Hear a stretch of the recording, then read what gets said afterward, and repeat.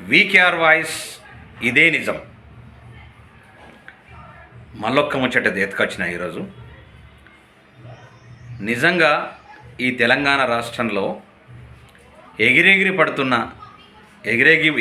పడుతూ మేము పెద్ద సుత్తపూసలం అని చెప్పేసి పగల్బాడు పడుకుతున్నటువంటి వాళ్ళ వల్ల ఇలా తెలంగాణ రాష్ట్రం మొత్తం టోటల్గా తెలంగాణ రాష్ట్రమే కాదు, ఎంతోమంది ప్రముఖులు ఎంతోమంది ఆగమైనరు, ఎంతోమంది జీవితాలతో ఆడుకున్నారు. ఏందండి వీళ్ళది? ఫోన్ ట్యాపింగ్లు చేసి, అంటే తెలంగాణ రాగానే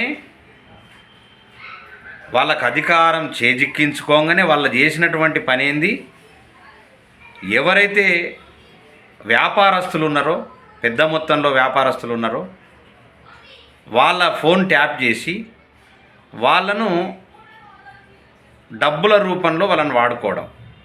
అంటే నయంలాగా ఫోన్ ట్యాప్ చేయడం, వాళ్ళ ట్రాన్సాక్షన్ ఏంది, వాళ్ళు ఎంత వస్తుంది ఎంత పోతుంది అనేటటువంటి తెలుసుకొని వాళ్ళను డబ్బులు డిమాండ్ చేయడం. అంటే ఇది నేరం కాదా? అదేవిధంగా రాజకీయ నాయకులు అంటే ఎమ్మెల్యేలు, ఇంతకు వేరే పార్టీలో గెలిచినటువంటి వాళ్ళ ఫోన్ ట్యాప్ చేసి వాళ్ళు ఏమనుకుంటున్నారు, వాళ్ళ ఆస్తులు ఎంత, వాళ్ళ కథ ఎంత, కార్ఖాన ఎంత అని తెలిసి వాళ్ళను బ్లాక్మెయిల్ చేసి వచ్చి మా పార్టీలో చేరుతారా, లేకపోతే మీకు ఉన్నటువంటి ఆస్తులన్నింటిని కూడా జప్తు చేసేసి సీజ్ చేసి క్లోజ్ చేయాలన్నా, వాళ్ళను బ్లాక్మెయిల్ చేసి వాళ్ళను కూడా పార్టీలో చేర్చుకోవడం.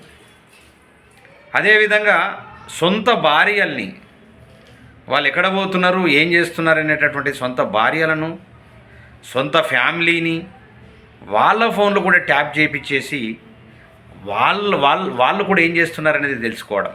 అంటే ఎంత షాడిజము, ఎంత అనుమానము, అంటే ఎంత అహంకారము, ఎంత మోసము. ఇవన్నీ చేసుకుంటా ఇంకొకటి, హీరోయిన్ల జీవితాలతో కూడా ఆడుకున్నారు. 10-20 మంది అమ్మాయిల జీవితాలతో కూడా ఆడుకున్నారు.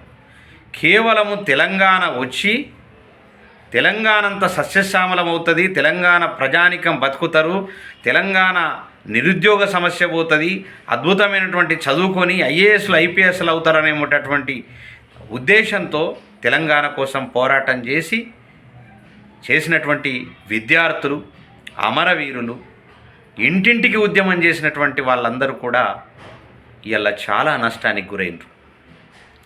ఉద్యమకారులు ఎవరెవరితో మాట్లాడుతున్నారని ఫోన్ ట్యాపింగు, హీరోయిన్ల ఫోన్ ట్యాపింగ్ చేసి వాళ్ళను బ్లాక్మెయిల్ చేసి వాళ్ళను వాడుకోవడము, ఇవన్నీ కూడా చేసిన ఘనత కేవలము కేసీఆర్ ఫ్యామిలీకే దక్కింది. ఒకవైపు లిక్కర్ కేసులో ఇరుక్కున్నటువంటి కవిత ఒకవైపు చేస్తే, ఒకవైపు కేటీఆర్ చేస్తే, ఒకవైపు కేసీఆర్ చేసిండు. ఉన్నతాధికారులను కూడా వాళ్ళు ఎక్కడెక్కడి నుంచి ఏమేమి తీసుకుంటున్నారు అనేటటువంటిది ట్యాప్ చేసి వాళ్ళను తన గుప్పెట్లో పెట్టుకొని వాళ్ళతో రకరకాలుగా వ్యాపారాల, అంటే వీళ్ళకి కావలసినటువంటి ఏవైతున్నాయో అవన్నీ కూడా చేజిక్కించుకునేటటువంటి పరిస్థితి ఇలా తెలంగాణ రాష్ట్రంలో కేవలము ఆ కుటుంబ పాలనకే, కేసీఆర్కే వచ్చింది. సంతోష్ కూడా ఫోన్ ట్యాపింగ్లు చేయించి, అంటే వాళ్ళు గుండాయిజం వాళ్ళదే, రౌడీయిజం వాళ్ళదే, మొత్తము అమ్మాయిలను హతలాకుతలం చేసేది వాళ్ళే. అంటే అన్ని రకాల చేసి ఇలా తెలంగాణ రాష్ట్రాన్ని 9 ఏళ్ళల్లో ఎటు పనికి రాకుండా చేసినటువంటి ఘనత ఇలా కేసీఆర్ ఫ్యామిలీకి ఉంది. మేము అందరూ ఉద్యమం చేసి అయ్యో తెలంగాణను అద్భుతంగా తీర్చిదిద్దుతాడేమో అని చెప్పేసి నమ్మి మోసపోయి ఇలా తెలంగాణ తెచ్చి వాళ్ళ చేతులు పెడితే మాలాంటి వాళ్ళందరి జీవితాలతో ఆడుకున్నారు. నేను అన్నా కదా, ఉన్నతాధికారులను కావచ్చు, రాజకీయ నాయకులను కావచ్చు పూర్తిగా జడగొట్టి వాళ్ళ ఫోన్లు ట్యాప్ చేపించి వాళ్ళ సమాచారం తెలుసుకొని బ్లాక్మెయిల్ చేసి ఇవాళ బతికినటువంటి 9 ఏళ్ళు పరిపాలన చేసినటువంటి చరిత్ర ఇవాళ కేసీఆర్ ఫ్యామిలీకి ఉంది. మొత్తం కట్టగట్టుకొని ఈ విషయంలో కొంత హరీష్ రావు బెటర్గా ఉన్నప్పటికీ మిగతా వీళ్ళు నలుగురు మాత్రము ఇలా ఫోన్ ట్యాపింగ్ చేయించేసి పోలీస్ అధికారులను వాడుకొని ఇలా రాష్ట్రంలో రకరకాల వికృతాలకు పాల్పడి ఇలా తెలంగాణను ఆగం చేసినటువంటి చరిత్ర వీళ్ళకున్నది. ఆయన ఊరికే క్షమిస్తున్నారా? ఇవాళ లిక్కర్ కేసులో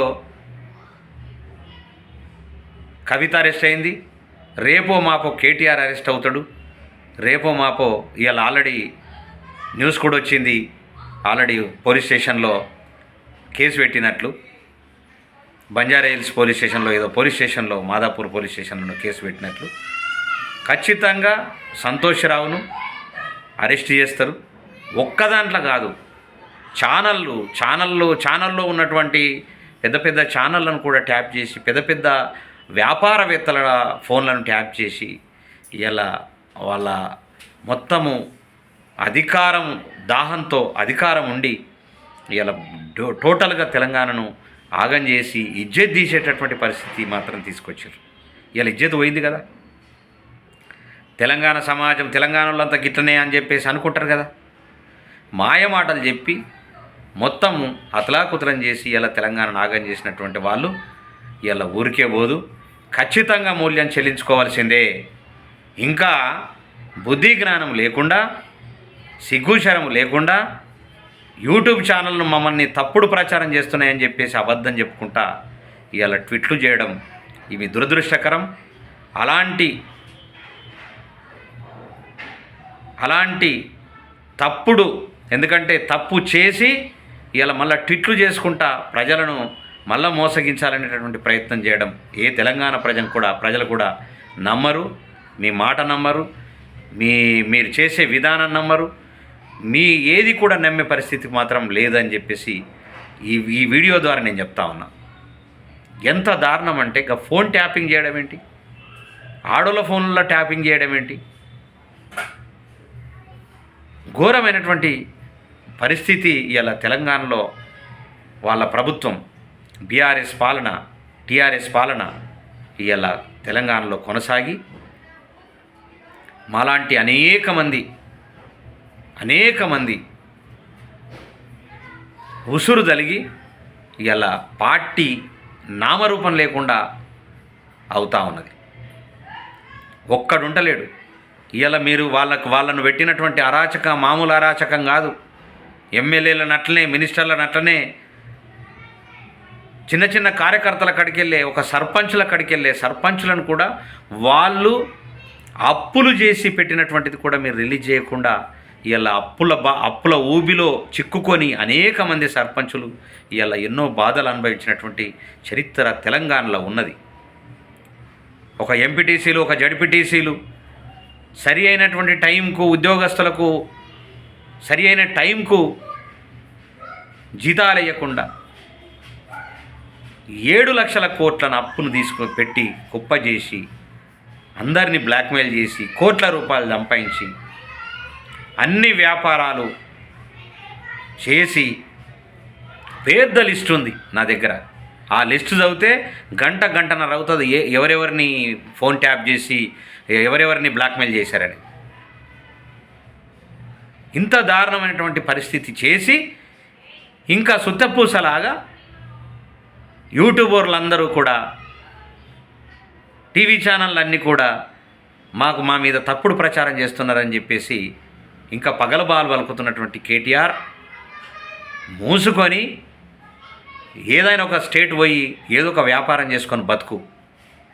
నీకు రాజకీయం చేత కాదు, నీకు మంచి ఇంగ్లీషు హిందీ అన్నీ మంచి భాష మాట్లాడుతావు, మంచి తెలివిగల్లోడివని చెప్పేసి మేము అందరం నమ్మి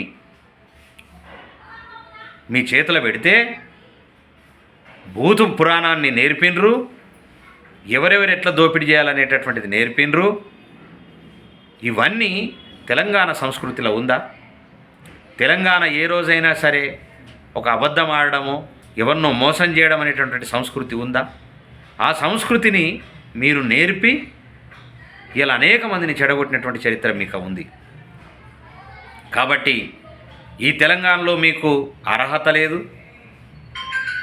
ఖచ్చితంగా మీరు ఏదైనా దేశం పారిపోవాల్సిందే, వెళ్ళిపోవాల్సిందే. డెఫినెట్గా రాబోయే రోజుల్లో తెలంగాణ సమాజం మిమ్మల్ని కొట్టి ఏదైనా దొంగతనం లంగతనం చేస్తే చెట్టుకు కట్టేసి రాళ్లతో కొట్టినటువంటి చరిత్రలు ఎన్నో ఉన్నాయి. చీపుర్లతో కొట్టినటువంటి చరిత్రలు ఉన్నాయి. గాండ్రించి ఉంచినటువంటి చరిత్ర ఉంది. అలాంటి పరిస్థితి తెచ్చుకోకుండా ముందే మీరు ఇక నుంచి వెళ్ళిపోవాలి. మీరు చేసింది మామూలు పాపాలు కావు.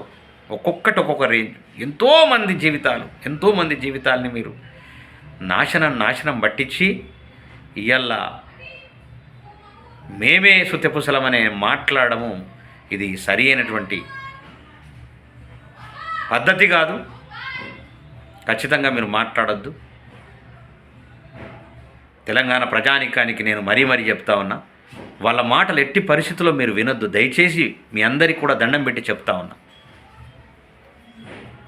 ఒక్కటి కాదు, నేను ఇప్పుడు చెప్పిన అన్నీ కూడా విని దయచేసి మీరు వినాలా. విని దయచేసి మీరు వాళ్ళ మాటలు వినకండి. ఇంకా నష్టం జరుగుతుంది. వాళ్ళ మాటలు వింటే ఇంట్లో ఇంకా నష్టం జరుగుతుంది. ఇంటింటికి భార్యాభర్తలు ఏం మాట్లాడుకుంటున్నారనేది ట్యాపింగ్ చేసే పరిస్థితి ఉంది. బ్లాక్మెయిల్ చేసే పరిస్థితి ఉంది. ఘోరమైన బ్లాక్మెయిల్ చేశారు వీళ్ళు. ఆ నలుగురు చేసినటువంటి బ్లాక్మెయిల్కు మీరందరిని కూడా ఖచ్చితంగా వాళ్ళు చేసింది మీరు యాక్సెప్ట్ చేయొద్దు. రాబోయే రోజుల్లో ఇలాంటి వాళ్ళు మన రాష్ట్రానికి అరిష్టంగా ఉంటుంది.